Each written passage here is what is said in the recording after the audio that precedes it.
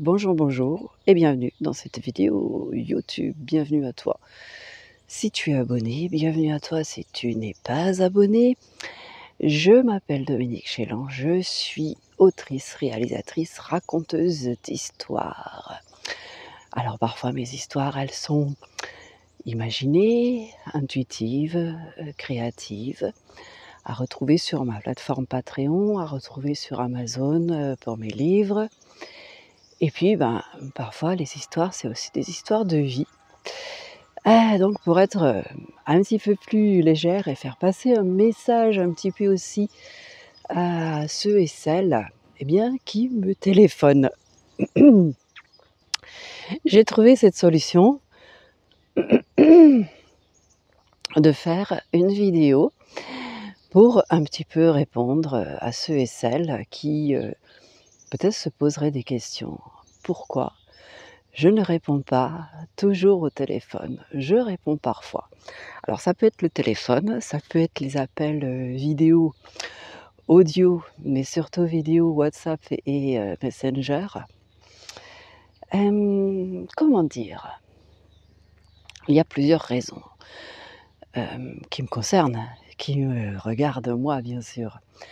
Bien sûr, mon téléphone, peut-être comme le vôtre maintenant, puisque nous avons des téléphones dits intelligents, me dit spam avec un numéro, que je ne connais pas.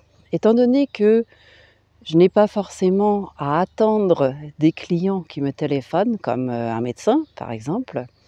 Même maintenant, il y a des rendez-vous en ligne qui sont très simples. Je me dis que je ne vais pas forcément décrocher. C'est vrai que, par exemple, hier, j'ai décroché. C'était un numéro parce qu'en France, nous avons des divisions suivant les numéros, par département et donc c'était mon département, ce qui ne veut rien dire du tout. Mais je laisse un petit peu faire mon intuition et mon instinct et il s'avère que c'était une dame que j'avais rencontrée il y a peut-être 1 an et qui voulait écrire, son histoire et qui justement m'a raconté qu'elle avait écrit son histoire. Autrement, pourquoi je ne répondrai pas?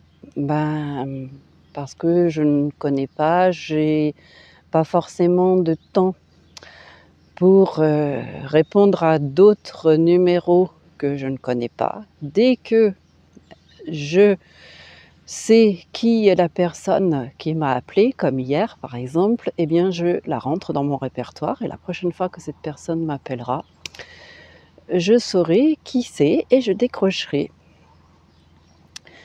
La plupart du temps, effectivement, lorsque c'est professionnel, je préfère prendre des rendez-vous téléphoniques. Comme ça, je sais qu'à telle heure, je vais avoir,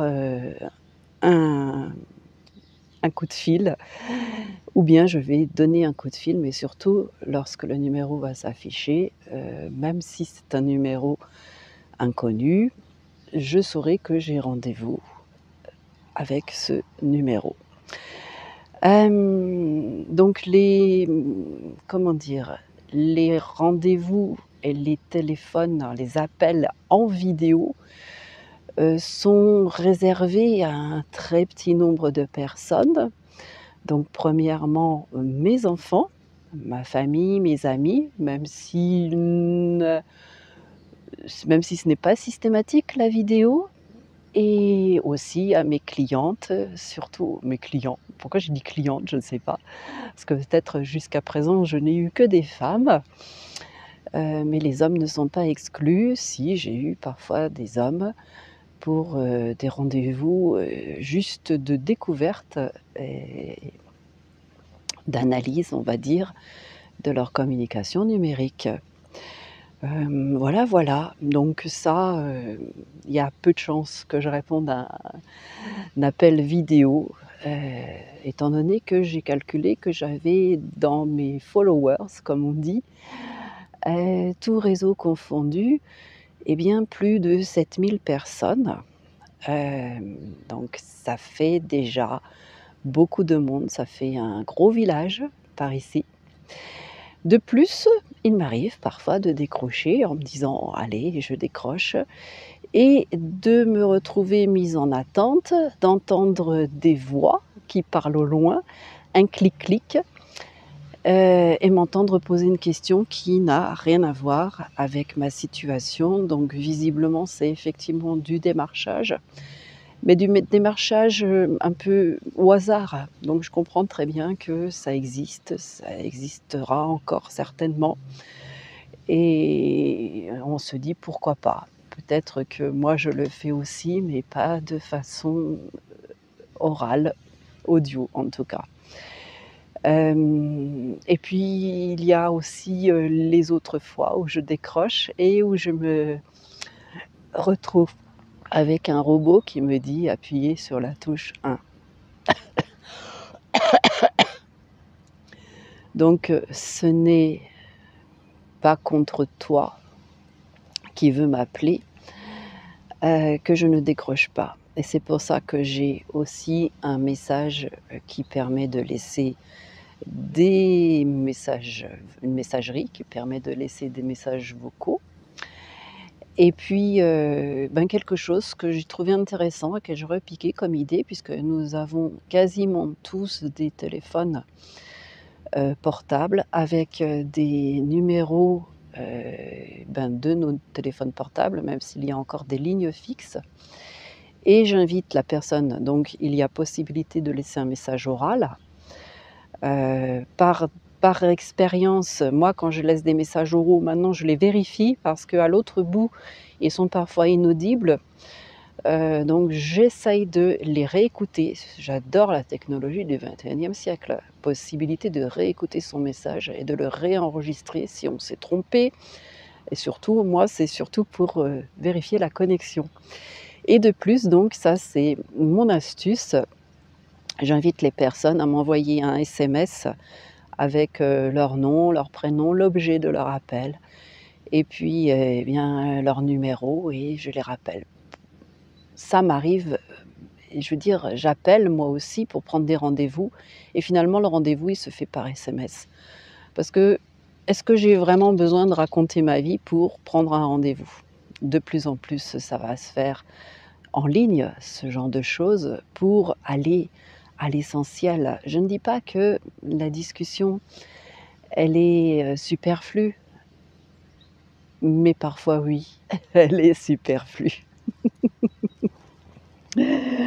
Bon, bah, si tu as des questions sur, pourquoi, si par exemple tu réponds systématiquement au téléphone, si tu réponds pas, moi je me dis que répondre pour, rouspéter après, bah, finalement est-ce que ça vaut vraiment la peine? Donc oui, je ne suis pas seule au point de répondre, à chaque coup de fil.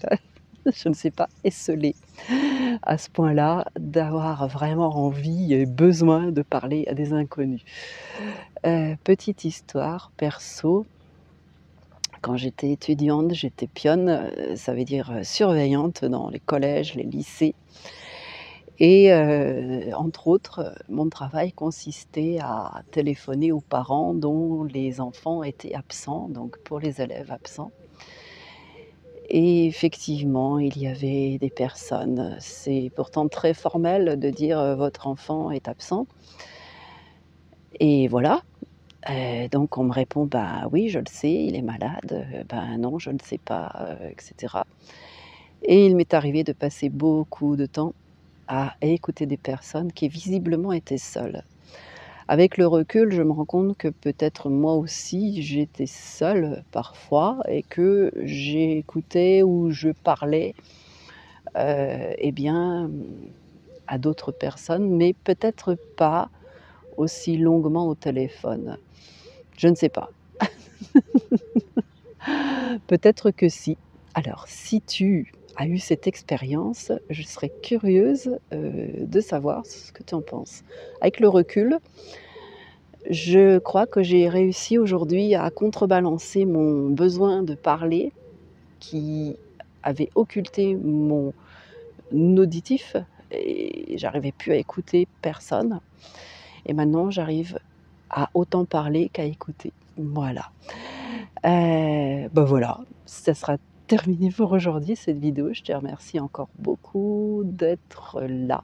abonné, d'être resté jusqu'au bout de cette vidéo. Je sais que parfois, c'est casse-pied d'écouter, des vidéos, des gens parler de choses qui ne nous intéressent pas et puis, ben, partage tes astuces et rendez-vous, eh bien, dans ma prochaine vidéo et aussi sur ma plateforme Patreon.